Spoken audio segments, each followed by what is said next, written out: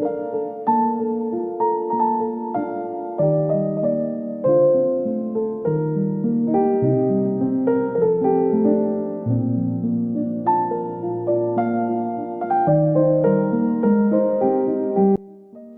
Friends, welcome to my channel. நம்ம சேனலில் இன்றைக்கி ரொம்பவே சூப்பரான எல்லாருக்குமே ரொம்பவே பிடிச்ச டேஸ்டான பன்னீர் பட்டர் மசாலா தாங்க எப்படி செய்கிறதுன்னு பார்க்க போகிறோம்.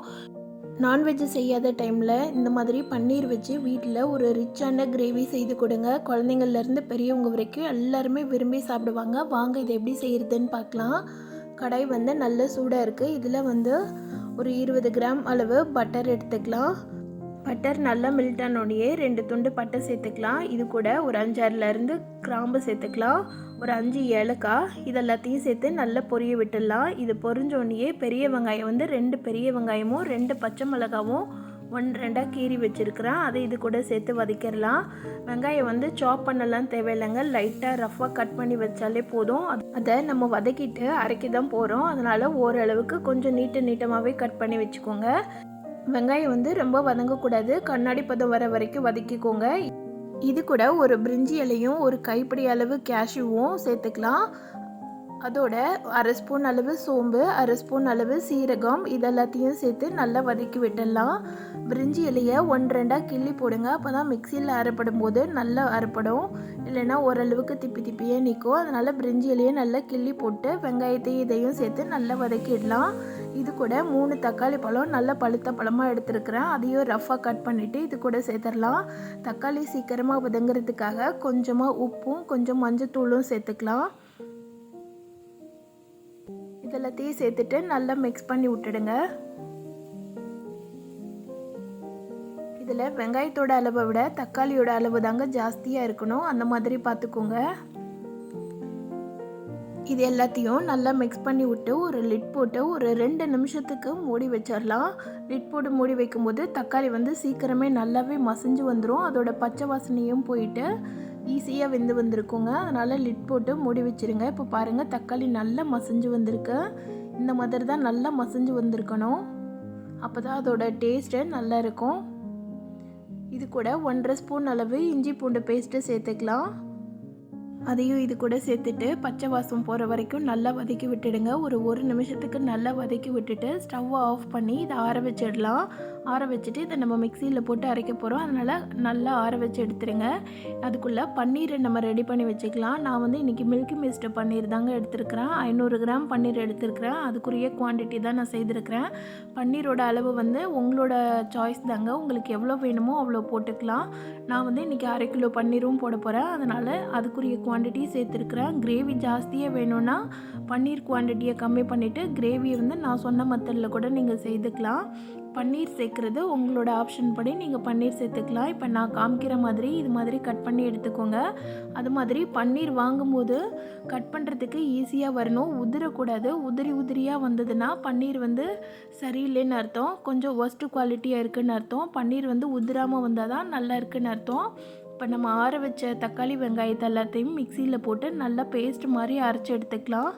கொஞ்சம் கூட திப்பியாக இருக்கக்கூடாதுங்க. இந்த மாதிரி நல்லா திக்கான பேஸ்ட்டாக அரைச்சி எடுத்துக்கோங்க. இதை அரைக்கும் போது தண்ணி எதுவும் சேர்க்க வேண்டாம். தக்காளி வெங்காயத்தில் வதங்கியிருக்கிற தண்ணியே போதுமானதாக இருக்கும். இதை அரைச்சி எடுத்து வச்சுக்கலாம். இப்போ ஒரு கடாயில் ஒரு 20 கிராம் பட்டர் சேர்த்துக்கலாம். நான் இதுக்கு ஓவராலாக 50 கிராம் அளவு பட்டர் யூஸ் பண்ணியிருக்கிறேன். பட்டர் நல்லா மெல்ட் ஆனோடனே கிராம்பு ஒரு 3-4 கிராம்பு போட்டுக்கலாம். எங்களுக்கு கிராம்பு ஃப்ளேவர் நல்லா பிடிக்குன்றதுனால நான் எக்ஸ்ட்ராவாக சேர்த்துருக்குறேன். உங்களுக்கு வேணும்னா கம்மி பண்ணிக்கோங்க. இது கூட நம்ம அரைச்சி வச்ச பேஸ்ட்டை சேர்த்துடலாம். பேஸ்ட்டை சேர்த்துட்டு லைட்டாக கரண்டி வச்சு ஒரு நிமிஷத்துக்கு கிளறி விட்டுடுங்க. இது வதக்கெல்லாம் தேவையில்லைங்க, ஆல்ரெடி நம்ம எல்லாத்தையுமே வதக்கிட்டு தான் சேர்த்துருக்குறோம்.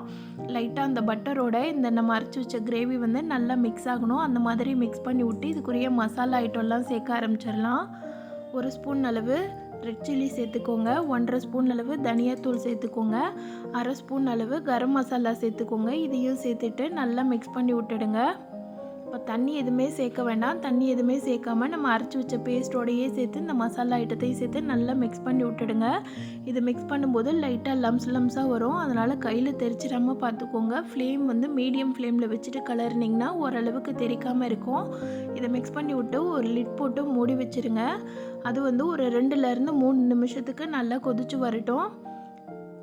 பாருங்கள் லைட்டாக லம்ஸாக வருது. அதனால் லிட்டை ஃபுல்லாக ஓப்பன் பண்ணாமல் ஒரு 1/2 டம்ளர் அளவு தண்ணி சேர்த்துக்கோங்க. உங்களுக்கு கிரேவி வந்து எந்த அளவுக்கு வேணுமோ அந்த அளவுக்கு தண்ணி சேர்த்துட்டு நல்லா மிக்ஸ் பண்ணி விட்டுடுங்க. தண்ணியோட அளவு இந்த டைமில் நீங்கள் சேர்க்குறது மட்டும்தாங்க. இதுக்கப்புறமா நம்ம தண்ணி எதுவுமே சேர்க்க மாட்டோம். அதனால் உங்களுக்கு கிரேவிக்கு ஏற்ற மாதிரி நீங்கள் தண்ணியோட அளவாக சேர்த்துக்கிட்டு ஒரு லிட் போட்டு மூடி வச்சுருங்க. இதை நல்லா கொதித்து வரட்டும். கொதிக்கும் போது மேலெல்லாம் தெறிக்கும். அதனால் கண்டிப்பாக லிட் போட்டு மூடி வைங்க. அப்போ தான் லம்ஸ் வந்து மேலே தெறிக்காமல் இருக்கும். இப்போ பாருங்கள் எல்லாமே மசாலாலாம் நல்லா கொதிச்சுட்டு அதோட பச்சை வாசனைலாம் போயிட்டு லைட்டாக எண்ணெய் பிரிய ஆரம்பிச்சிருக்கு. இந்த மாதிரி தான் நல்லா பிரிஞ்சு வரணும். இப்போ கிரேவி வந்து நல்லா திக்கான கன்சிஸ்டன்சியாக இருக்குது. இந்த மாதிரி தாங்க இருக்கணும். பன்னீர் பட்டர் மசாலா செய்யும்போது ரொம்ப தண்ணியாக இருக்கக்கூடாது. இப்போ இதோட டேஸ்ட்டை இன்க்ரீஸ் பண்ணுறதுக்கு 2 ஸ்பூன் அளவு சுகர் சேர்த்துக்கலாம். இது கூட ஃப்ரெஷ் க்ரீம் வந்து எடுத்து வச்சுருக்கிறேன். இது வந்து 2லேருந்து 3 ஸ்பூன் அளவு சேர்த்துக்கோங்க. இது ஃப்ரெஷ் க்ரீம் சேர்த்துக்கிட்டிங்கன்னா கடையில் கிடைக்கிற மாதிரியே ரொம்ப டேஸ்ட்டாக இருக்குங்க. நம்ம செய்கிற கிரேவியுமே வந்து அவ்வளவுக்கு நல்ல க்ரீமியாக கிடைக்கும். அதனால் கண்டிப்பாக ஃப்ரெஷ் க்ரீம் சேர்த்துக்கோங்க. ஃப்ரெஷ் க்ரீம் கிடைக்காதவங்க வந்து பாலை நல்லா சுண்ட காய்ச்சிட்டு தண்ணி எதுவுமே சேர்க்காம நல்லா திக்காக காய்ச்சிடுங்க. காய்ச்சிட்டு அந்த பாலில் வந்து ஒரு 1/2 டம்ளர் அளவு பால் சேர்த்துக்கிட்டிங்கன்னா அதுவுமே நல்ல க்ரீமு மாதிரி நல்லா டேஸ்ட்டாக இருக்குங்க. க்ரீம் சேர்த்ததுக்கப்புறமா நல்லா மிக்ஸ் பண்ணி விட்டுடுங்க. இது வந்து கொதிக்கலாம் தேவையில்லை. நல்லா மிக்ஸ் பண்ணி விட்டிங்கனாலே போதும். அந்த ஃப்ளேவர் நல்லாவே இருக்கும். நம்ம கலரிட்டு இருக்கும்போதே லைட்டாக லம்ஸ் வர ஆரம்பிக்கும். அந்த டைமில் நம்ம கட் பண்ணி வச்சுருக்கிற பன்னீர் எல்லாத்தையும் சேர்த்துடலாம். பன்னீர் சேர்த்ததுக்கப்புறமா இது கூட ஒரு கைப்பிடி அளவு கொத்தமல்லி தழையும் சேர்த்துருங்க. பன்னீரை வந்து இந்த மாதிரி கட் பண்ணிவிட்டு சேருங்க. ரொம்ப பொடிசாக கட் பண்ணிங்கன்னா நம்ம மிக்ஸ் பண்ணும்போது கரைஞ்சிடும். அதனால் இந்த மாதிரி கொஞ்சமாக கட் பண்ணிவிட்டு கொஞ்சம் பெரிய சைஸாக கட் பண்ணிவிட்டு சேருங்க. அப்போ தான் கரெக்டாக இருக்கும். நம்ம மிக்ஸ் பண்ணும்போது உடையாமலும் வரும். அது மாதிரி பன்னீர் வாங்கும்போது நான் சொல்கிற மெத்தடில் பார்த்து வாங்கினீங்கன்னா பன்னீர் வந்து கரெக்டான பதத்தில் இருக்குங்க. இப்போ பன்னீர் சேர்த்துட்டு ஓரளவுக்கு நல்லா மிக்ஸ் பண்ணி விட்டுட்டேன். பன்னீர் சேர்த்து ரொம்ப நேரம் கொதிக்க வைக்கக்கூடாதுங்க. லைட்டாக மிக்ஸ் பண்ணி விட்டுடுங்க. இறக்குறதுக்கு ஒரு நிமிஷத்துக்கு முன்னாடி பன்னீர் சேர்த்தா போதும். இப்போ இதை லைட்டாக மீடியம் ஃப்ளேமில் வச்சுட்டு இது கூட கஸ்தூரி மெத்தி வச்சுருக்கிறேன். அதை வந்து லைட்டாக கையிலேயே க்ரஷ் பண்ணி போட்டுக்கிட்டாலும் சரி, இல்லை மிக்சியில் பவுட்ரு பண்ணி போட்டுட்டாலும் சரி, அதில் வந்து 1 ஸ்பூன் அளவு சேர்த்துக்கோங்க. அப்போ தான் நல்ல ஃப்ளேவர் கிடைக்கும். பன்னீர் பட்டர் மசாலானே இந்த கஸ்தூரி மெத்தி தாங்க நல்லா ரிச் டேஸ்ட் கொடுக்கறது. அதனால் கண்டிப்பாக இதையும் சேர்த்துக்கோங்க. இதெல்லாம் சேர்த்துட்டு நல்லா மிக்ஸ் பண்ணி விட்டுடுங்க. பன்னீர் சேர்த்ததுக்கப்புறமா ரொம்ப நேரம் சூடு பண்ணக்கூடாதுங்க. அந்த மாதிரி சூடு பண்ணிங்கன்னா பன்னீர் வந்து ஹார்டாக ஆரம்பிச்சிரும். இல்லைன்னா ஒரு மாதிரி ரப்பர் மாதிரி வர ஆரம்பிச்சிரும். அதனால் இதை பன்னீர் சேர்த்தோன்னே ஒரு நிமிஷத்துலேயே ஸ்டவ் ஆஃப் பண்ணிடுங்க. அவ்வளோதாங்க, சூப்பரான டேஸ்டான பன்னீர் பட்டர் மசாலா ஹோட்டல் ஸ்டைலில் கிடைக்கிற மாதிரி அதே டேஸ்ட்லேயே நம்ம வீட்லேயும் ரொம்ப ஈஸியாக செய்துட்டோம். இது வந்து சப்பாத்திக்கு மட்டும் இல்லைங்க, இட்லி தோசை கூட சாப்பிட்றதுக்குமே ரொம்பவே சூப்பரான காம்பினேஷனுங்க.